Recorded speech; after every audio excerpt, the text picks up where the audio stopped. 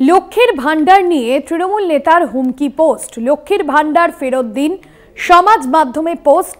আরামবাগে তৃণমূল নেতা, প্রতিবাদী মহিলাদের উদ্দেশ্যে পোস্ট নেতার।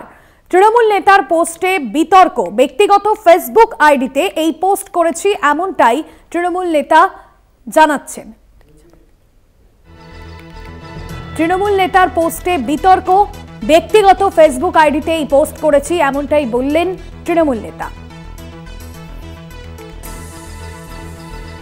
লক্ষ্মীর ভান্ডার ফেরত দিন এমনটাই পোস্ট করা হয়েছে তৃণমূল নেতার তরফে। আর এই পোস্ট সমাজ মাধ্যমে পোস্ট করার পরে বিতর্ক তৈরি হয়েছে।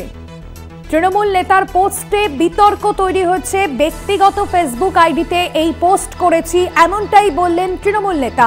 লক্ষ্মীর ভান্ডার, যে লক্ষ্মীর ভান্ডার নিয়ে বারবার বিভিন্ন সময় আমরা দেখেছি যে তৃণমূলের তরফে রাজ্য সরকার প্রশংসিত হয়েছে এবং এই লক্ষ্মীর ভান্ডারে যে টাকা মহিলারা পান সেই টাকার যে অঙ্ক, সেই টাকার অঙ্ক যেরকম বাড়ানো হয়েছে আমরা দেখেছিলাম লোকসভা নির্বাচনে জয়ের পর।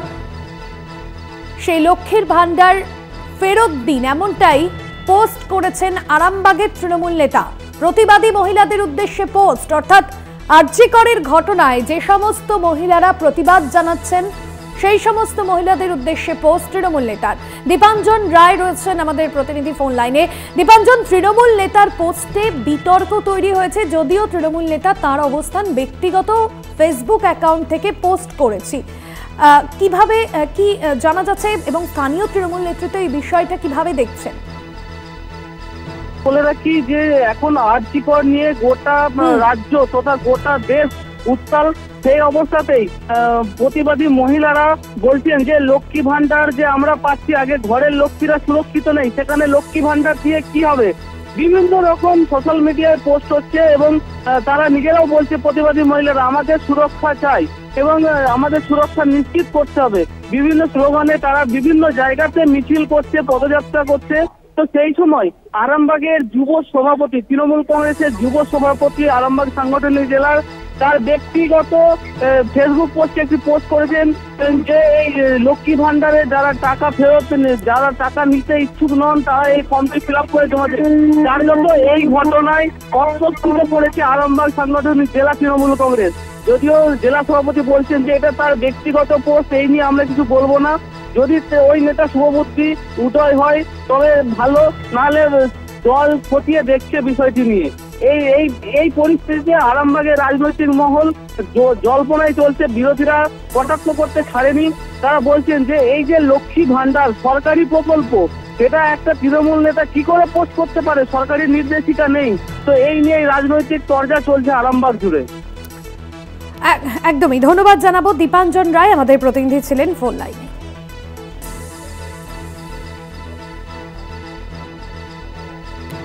অন্যদিকে তৃণমূল নেতার এই পোস্টে বিরোধী রাজনৈতিক শিবির তারা কি বলছেন, সিপিএম এবং বিজেপি নেতৃত্ব তাদের কি মত শোনাব।